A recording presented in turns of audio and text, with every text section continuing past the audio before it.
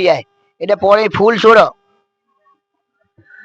આ તો ધાનેરા નગરપાલિકાનો વિસ્તાર મહેમણ સોસાયટી જે બેલીમવાસથી એકદમ નજીક છે અને સુભાષ રોડથી વિચર ટોકીઝથી પણ એકદમ નજીકનો વિસ્તાર છે। નગરપાલિકાનો વિસ્તાર હોવા છતાં અહીંયા પાણીની ખૂબ તંગી છે। ધાનેરા નગરપાલિકાથી આ લોકોની એટલી જ આજીજી છે અને માંગ છે કે પાણીની વ્યવસ્થા કરવામાં આવે અને ગટર તથા સફાઈનો ખૂબ ધ્યાન રાખવામાં આવે। અહીંયા પાણી આવતું નથી અને પાણી અડધો કલાક આજે છોડ્યું છે, જેને કોઈને ભરાણું પણ નથી અને પાણીની બહુ તંગી, બહુ લાઇટના હિસાબથી પાણી બિલકુલ બી ભરાતું નથી અને અહીંયા કોઈ પૂછવા આવતું નથી। નગરપાલિકાથી કોઈ ટેન્કર પણ આવ્યું નથી અને હવે આ નગરપાલિકા વાળાની અમે એટલી જ ઉમ્મીદ છે કે અમને જલ્દથી જલ્દ પાણી પહોંચાડે। શું કહેશો બેન, આજે પાણી કેટલા દિવસ છે આયા અહીંયા?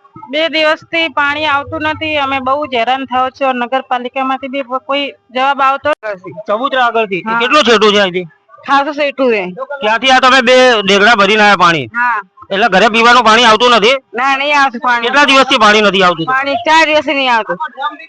અહીંયા આ ઘરના રહીશ બતાવી રહ્યા છે, જોવો પાણીનો પૂરો ડ્રમ ખાલી છે।